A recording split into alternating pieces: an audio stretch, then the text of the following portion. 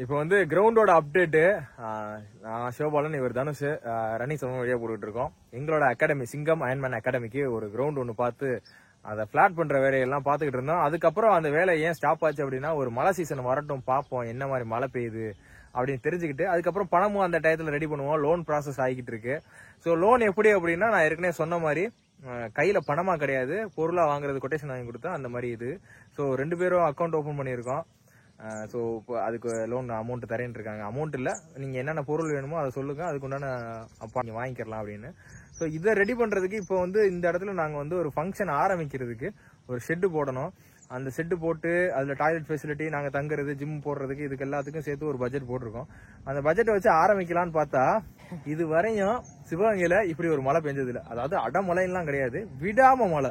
அதாவது நேற்று ஒரு மழை பெஞ்சிச்சு, அக்டோபர் 21 நினைக்கிறேன். ஒரு மழை காலையில ஆரம்பிச்சது, சாயந்தரம் நைட்டு வரையும் பேஞ்சிச்சு. அந்த மழையோட எஃபெக்டை பாருங்க. இப்படி ஒரு விஷயம் நடந்தது இல்லை சிவகங்கையில. மழையே வராத ஊரு, பாலைவனமா இருக்கிற ஊரு, இன்னைக்கு எங்க கிரவுண்டோட நிலைமையை பாருங்க. கிட்டத்தட்ட ஒரு கம்மாயவே உருவாக்கி வச்சிருக்கோம். தெரியுதா? 2 அடி ஆழத்துக்கு இருக்கு. கூடத்தான் இருக்கும். அந்த தளவு போனோம்னா ஜாஸ்தியா இருக்கும். இப்ப அடுத்தடுத்து மழை பெஞ்சுன்னா எவ்வளவு ட்ராக் வரைக்கும் கூட வரும் போல.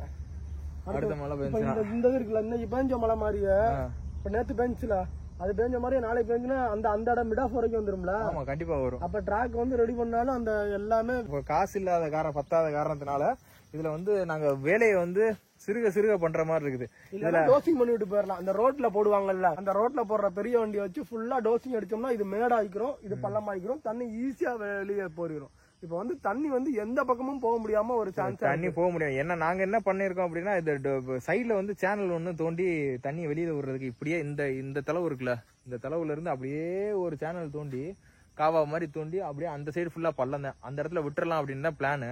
நாங்க அதான் சுத்தம் பண்ணதுக்கு காசு வந்து உடனே கேட்டாப்புல அந்த இருந்த காசு அதுலயே போட்டோம். கிட்டத்தட்ட 2 லட்சம் ரூபாய் அதுக்கு செலவு பண்ணியிருக்கோம்.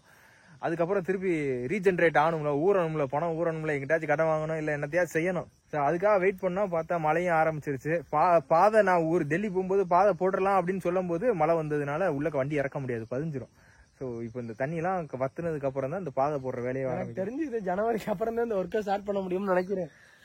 உன்னோட கணிப்பு எப்படி இருக்கு? ஏன்னா இனிமே வந்து வெயில் வந்து சுருக்குன்னு அடிக்காது. டெம்பரேச்சர்ன்றது நல்லா வர்றது ஜனவரிக்கு அப்புறம் தான் வரும். அது வரைக்கும் இந்த வாட்டர் வந்து அப்படியே தான் செடிமெண்டா தான் இருக்கும். பாப்போம் எப்படின்னு. இப்போ அந்த கிரவுண்டை போய் பார்த்துட்டு வரேன். ட்ராக் அந்த இடத்துல எப்படி போடுறது என்ன இது. இந்த இடத்துல தான். எந்த கார்னரு? அந்த கார்னர் வரையும் இருக்கு. பாப்போம்.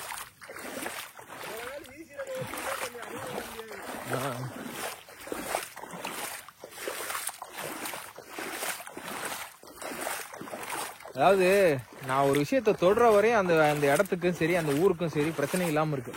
அதிசயமா நான் வேலைக்கு கிளம்பி சென்னைக்கு போனேன். முத போன வருஷமே வந்து சரியான மழை, 2015 மழை, கொடூரமான மழை சென்னை சந்திச்சது. அதே மாதிரி நான் போற இடமும் சரி, தொடர காரியமும் சரி, இந்த மாதிரி ஒரு முரட்டுத்தனமா ஒரு சம்பவம் ஆயிருது. இதுவரை சிவகங்கை வந்து இப்படி ஒரு மழையை சந்திச்சது கிடையாது. ஒரு நாள் ஃபுல்லா விடாம இன்னைக்கு இப்படி ஆயிருச்சு. இதுக்கெல்லாம் அசரல, எப்படியும் இதுல இருந்து மீண்டு வந்துருவோம் அப்படின்ற தைரியம் எல்லாம் இருக்கு.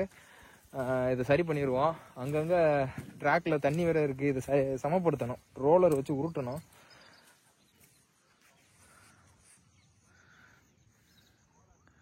இந்த இடத்துலதான் 400 மீட்டர் ட்ராக் இப்போதைக்கு டெம்பரரியா போடலான் இருக்கோம். அந்த எண்டு இருக்குல்ல, அந்த இடத்துல கொஞ்சம் பள்ளமேடு ஜாஸ்தி, வேலை ஜாஸ்தி, அந்த இடத்துல செலவு ஜாஸ்தியா இருக்குன்றதுனால இந்த இடத்துல போடலான் இருக்கோம்.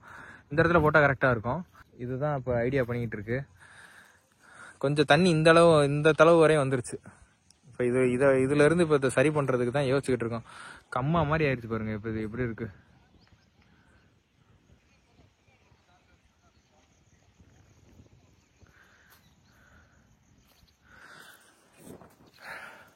இது வந்து ஒரே நாள்ல இல்ல ஒரு வருஷத்துலயே உருவாக்குற விஷயம் கிடையாது.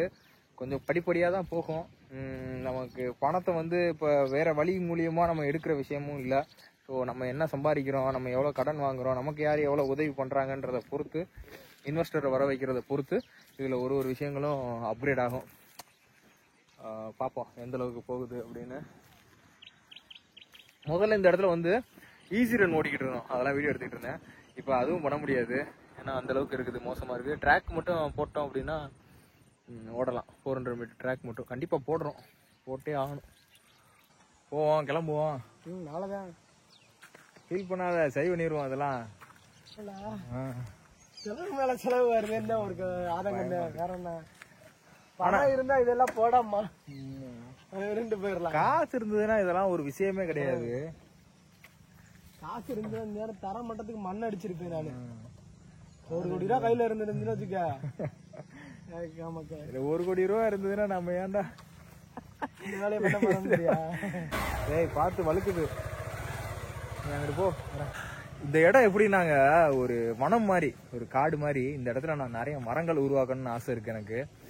வந்தோம்னா அப்படியே நெருக்கமான மரம், எனக்கு பிடிச்ச மரங்கள். இப்போ வந்து இந்த மரம் இருக்குல்ல, சீத்தாப்பழ மரம், கொய்யா மரம், நெல்லிக்காய் மரம், இந்த மாதிரி பழங்கள் மரம், காய்கறிகள். இந்த இடத்துல எல்லாம் காய்கறிகள் வச்சுக்கலாம். ஒரு ஆடு வளர்க்கணும், ஒரு 2-3 நாய் வாங்கி வளர்க்கணும் அப்படின்ற ஆசை இந்த இடத்துல. ஆனா ஒண்ணு, எனக்கு இதை பார்த்து எனக்கு பயம் இல்லை, எப்படியும் மீண்டு வந்துடலாம் அப்படின்ற ஒரு நம்பிக்கை இருக்கு. ஏன்னா வழக்கமா நடக்கிறது தான். எனக்கு ஏதாச்சும் ஒரு விஷயம் தொட்டேன் அப்படின்னா இந்த மாதிரி நடக்கிறது தான். என்னடா நல்லதா போய்கிட்டே இருக்கேன் போது நினைச்சேன் நான் அந்த சாங்கெல்லாம் போடலாம்னு நினைச்சேன். காஞ்ச மண்ணு ஈரோ ஆனு சாஞ்ச தூணு அப்படிலாம் ஆகலை, அப்படியே தான் இருக்கேன். பார்ப்போம், இந்த இடத்த கொஞ்சம் காட்டுறேன் பாருங்க, நல்லா இருக்கும். இங்க யாருமே வரமாட்டாங்க, இது ஒரு ஆளோட இடம். ஸோ அதனால இந்த சுத்தி இருக்கிற 40 ஏக்கரும் அவரோட தான். வரணும் அப்படின்னா இந்த இடம் இருக்குல்ல, அந்த ஒரு சின்ன வீடு மாதிரி இருக்குல்ல, அதுல ஒரு பாதை இருக்கு, அதுல வரலாம். அதை நாங்க இப்போ க்ளோஸ் பண்ணிடுவோம். அப்புறம் இப்போ நாங்க வர்ற பாதை, இதையும் நாங்க வந்துட்டு போறதுக்கு க்ளோஸ் பண்ணிட்டு கேட் போட்டோம் அப்படின்னா இந்த இடத்துல மட்டும்தான் நாங்க இருப்போம். ஒரு தனி ஒரு கிராமத்தையே உருவாக்கி உள்ளக்க இருக்கிற மாதிரி தான் கிட்டத்தட்ட.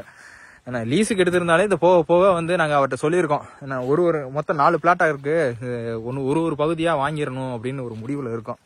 வாங்கிடுவோம். இது 1 வருஷத்துலயோ 2 வருஷத்துலயோ இல்ல 10 வருஷத்துல நடந்தாலும் சரி, இந்த மொத்த இடத்தையும் வாங்கிடுவோமா என்ன?